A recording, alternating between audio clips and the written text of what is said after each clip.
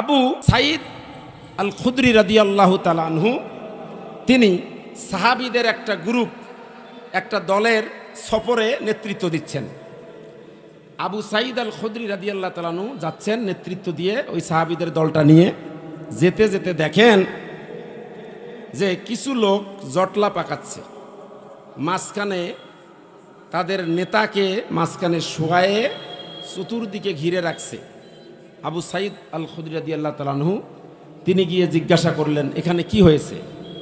তখন বললেন যে আমাদের নেতাকে বিচ্ছু কামড় দিয়েছে, সেই নেতাকে সারানোর জন্য তারা চেষ্টা করতেছে।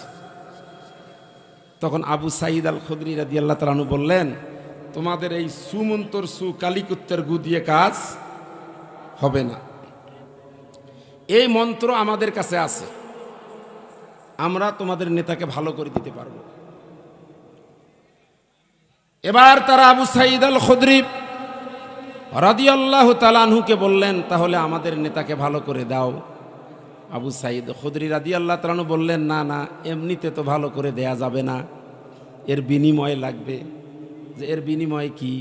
বলল যে এর বিনিময় হলো আমাদেরকে এক পাল ছাগল দিতে হবে। কি দিতে হবে? এক পাল ছাগল দিতে হবে। ওরা রাজি হয়ে গেল।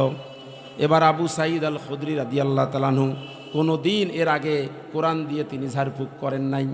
তিনি কোরআনুল কারীমের আউযু বিল্লাহ বিসমিল্লাহ সহ সূরা ফাতিহা একবার পাঠ করে ওই ওদের নেতাকে যেই ফু দিয়েছে, নেতার বন্ধ চোখ খুলে গেছে। বলুন সুবহানাল্লাহ। একবার ফু দিয়েছে, বন্ধ চোখ খুলে গেছে। দ্বিতীয় আরেকবার ফু দিয়েছে, নেতা উঠে বসেছে। তৃতীয় আরেকবার ফু দিয়েছে, নেতা এবার দাঁড়িয়ে গেছে।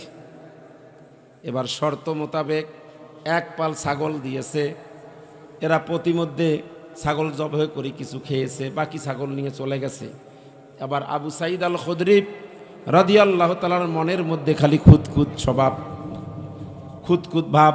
এই কাজটা যে করলাম, এই ঝাড়ফুঁক করে যে টাকা নিলাম, আসলে কি এটা বৈধ হলো কি না, এই মাসালা চেক করার জন্য বিশ্ব নবীর কাছে গিয়ে বললেন, ইয়া রাসূলুল্লাহ, ইয়া হাবিবাল্লাহ, আমরা তো এটা এই কাজ করে এই ছাগলগুলো নিয়ে এসেছি, ওদের নেতাকে সূরা ফাতিহা দিয়ে ঝাড়ফুঁক করে ওদের কাছ থেকে এই ছাগলগুলো এনেছি, আপনি বলেন তো এটা আমাদের জায়েজ হবে কি না?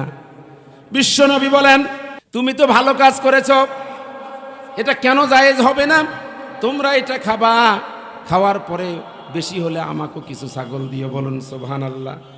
আমার বন্ধুগণ, এই কোরআনুল কারীম এমন এক কিতাব, এই কোরআনুল কারীম দেখলে সওয়াব, এই কোরআনুল কারীম ধরলে সওয়াব, কিন্তু অপবিত্রতা অবস্থায় ধরা যাবে না। লা ইয়ামাসসুহু ইল্লাল মুতাহহারুন, be careful, don't touch me without making উজু। উজু ছাড়া এই কোরআনটা ধরা, পবিত্র ছাড়া ধরা যাবে না। এই কোরআন পড়লেও সব, একটা করে হরফে 10টা করে নেকি। এই কোরআনুল কারীম শুনলেও সব। আল্লাহ বলছেন, ওয়াইজা কুরিয়াল কুরআনু ফাসতামিউ লাহু ওয়া আনসিতু লাআল্লাকুম তুরহামুন। আল্লাহু আকবার বলেন।